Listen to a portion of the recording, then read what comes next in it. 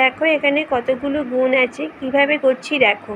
এখানে একটা জিনিস খেয়াল করো যে এখানে দুবার আছে, তাহলে 6 দুগুণে 12, তা 12 লিখলাম। এবার এই 1 আর 2 যোগ করব, তাহলে হয় 3, এটা হবে অ্যান্সার।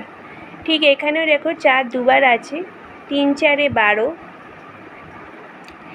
আর 2 আর 1 যোগ করলে হয় 3, তাহলে অ্যান্সার হবে এইটা।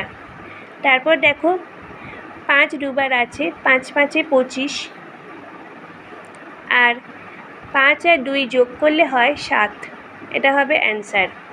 তারপর দেখো 4 8 32, আর 3 আর 2 যোগ করলে হয় 5, তাহলে 352 হবে অ্যান্সার। দেখো বুঝতে পারলে কি না।